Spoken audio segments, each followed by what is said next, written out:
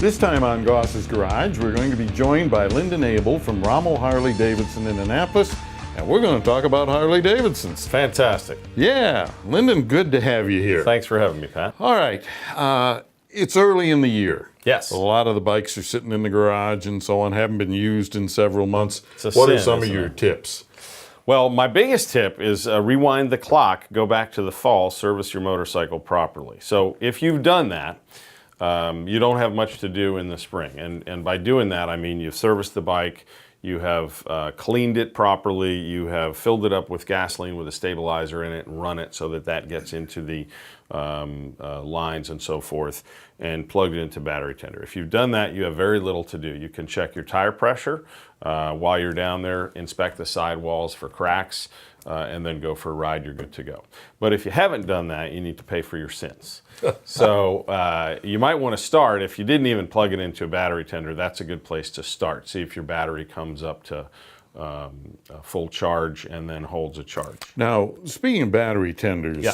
most of these newer tenders have features built into them where they will either stay red if the battery is no good, or they'll turn green if it comes up and does what it's supposed to do. Correct. There's they've changed them several times over the years. They've had a fail-safe in there for a long time that if the polarity is reversed, it won't even turn on, which also means that if your battery is really stone dead, it won't turn on.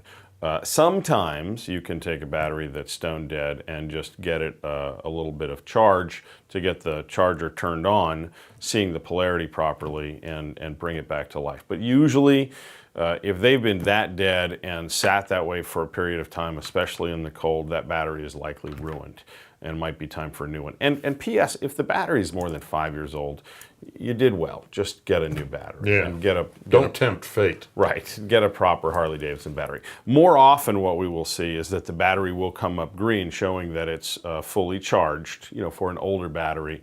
And if you take it off the charger and let it sit overnight, it's dead again in the morning. Okay, so if your bike doesn't want to start in that situation, it's not always the battery, but it is the electricity, right? You're not getting enough power to start the bike.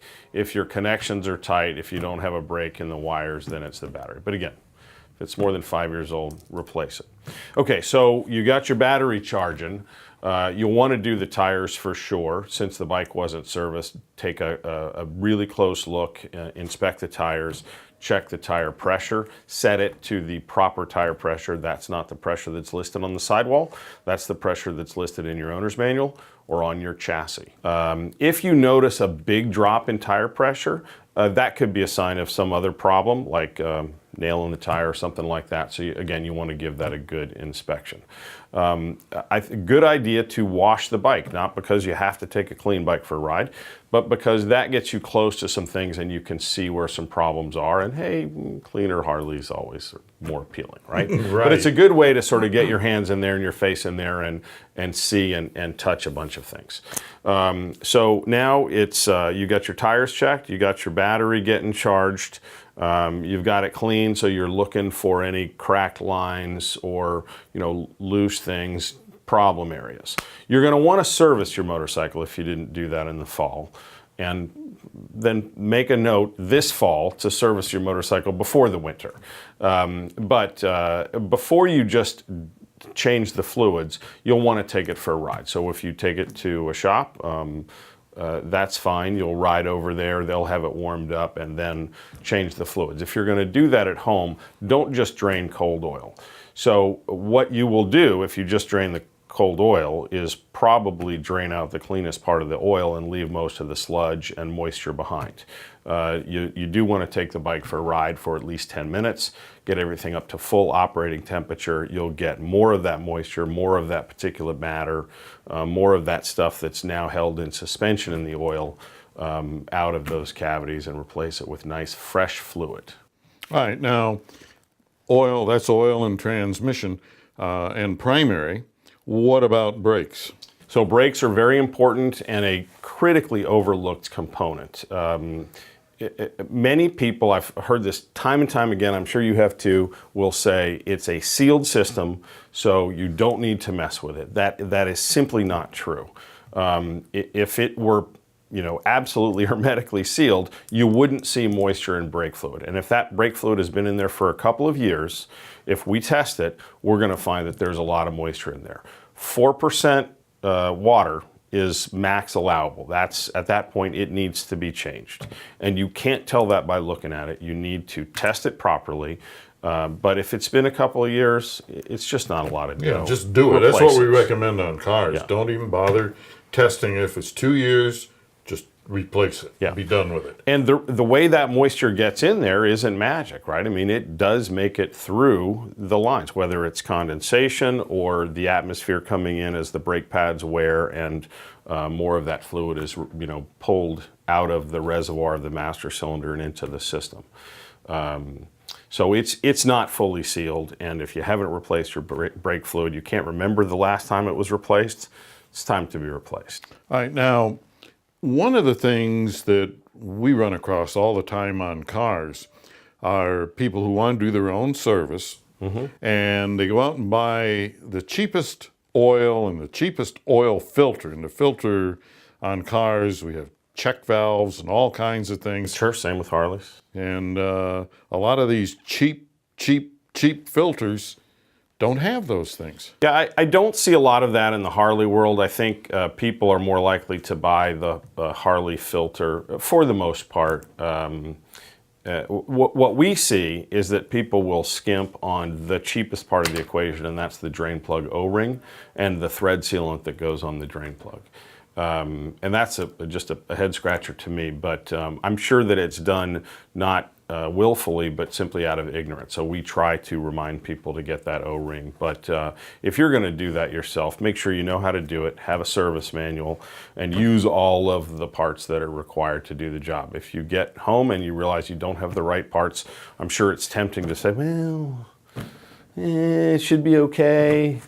But you're really tempting fate. You got a lot of money tied up in that motorcycle, Just and the O-ring just do it right. On a Harley, the O-ring actually seals the drain plug.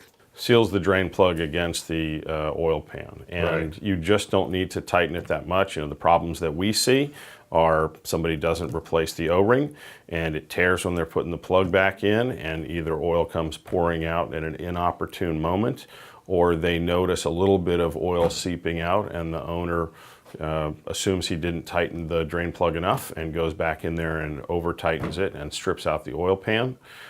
These are just self-inflicted pain that's very avoidable. Okay, the oil itself. Yes. Motorcycle oil is formulated somewhat different than passenger car oil. Yeah. With any fluid, the simple recommendation is to use what the manufacturer recommends. And, this isn't just self-serving. I've experienced this in my life in using the wrong products. Probably a good product in what it was designed for, but not the right product. People will say, oh, don't buy that manufactured specified oil. Use this, cheap generic ATF or whatever. And, they think that because it works, it's fine. But those things can cause big problems, and you're just not saving that much money. So use what the manufacturer requires. Crazy, Yeah. I know. But they've had the ability to test these materials, and they've designed the entire motorcycle, with those materials in mind. So just use the right material. Any other important things people should? Well, one of the things that I would recommend is not just paying attention to the motorcycle, but if it's been a few months since you've ridden your motorcycle, then probably it's been a few months since you've ridden. And so taking a little extra time to knock the rust off of your own skills could really pay dividends. It might be a little bit of fun also, but before you're, in the thick of traffic and, I know for myself that if I haven't ridden for a couple of weeks, I feel a little bit rusty. And if you haven't ridden for a couple of months, you're going to be rusty. So go out and get a little practice. Remind yourself what it feels like to do some aggressive braking in a place that's safe before you find yourself having to do it on the street. Gotcha. All right, Lyndon, how can people get in touch? Give us a call at Rommel Harley-Davidson in Annapolis, Maryland. 410-263-3345 or go to our website at rommelhd.com. And if you have a question or a comment, drop me a line right here at radio@goss-garage.com.